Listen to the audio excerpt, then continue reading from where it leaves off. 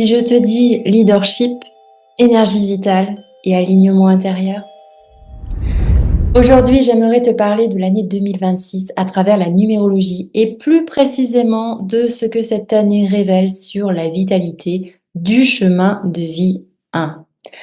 Alors, comment calculer son chemin de vie? C'est très simple, je t'ai mis en descriptif de la vidéo exactement comment le faire. Donc, n'hésite pas à aller y jeter un coup d'œil si tu ne connais pas ton chemin de vie. De toute façon, rassure-toi, je vais faire chaque jour, je mettrai un chemin de vie différent pour que tu puisses découvrir le tien. Alors, on y va. Donc, si ton chemin de vie est 1, eh bien, tu incarnes une énergie de départ, d'initiative, de création. Tu es fait ou faite pour ouvrir des voies, pour impulser, pour avancer là où d'autres hésitent. Et cette énergie est puissante, mais elle demande une grande conscience, car elle peut aussi devenir exigeante pour le corps, le mental et le système nerveux. Donc en 2026, la question n'est pas de savoir si tu es fort ou forte, tu l'es déjà. La vraie question est de savoir comment tu utilises ta force et surtout d'où elle part. 2026 est une année de réajustement profond pour le chemin de vie 1. Une année où l'énergie ne répond plus à la volonté, mais à l'alignement intérieur.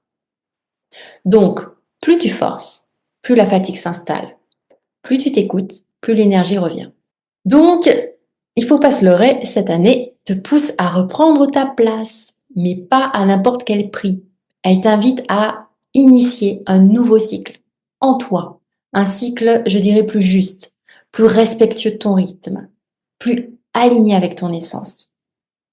Et le grand défi, vitalité du chemin de vie 1 en 2026, c'est la surcharge. Surcharge mentale, surcharge émotionnelle, je vais y arriver, surcharge de responsabilité.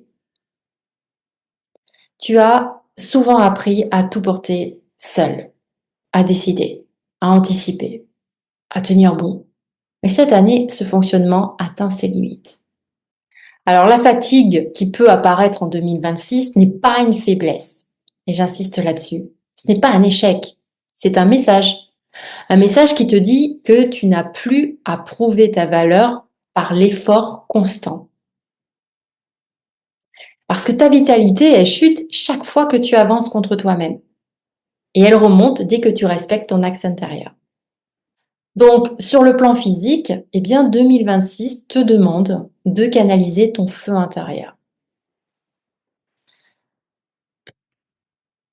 Le chemin de vie 1 a souvent beaucoup d'énergie, mais il peut la disperser dans l'excès.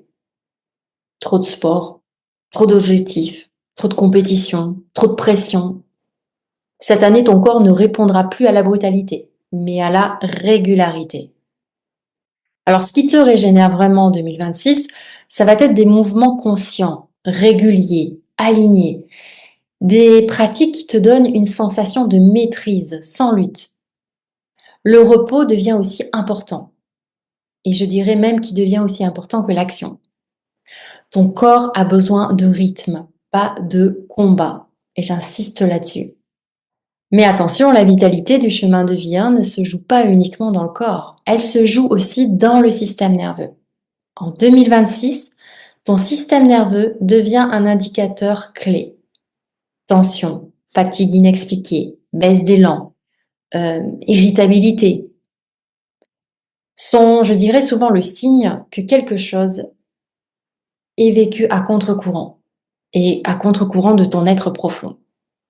Alors, tu as peut-être appris à ne pas montrer la fatigue, à rester fort, forte, à avancer quoi qu'il arrive, mais cette année, le corps demande à être écouté avant d'être dépassé.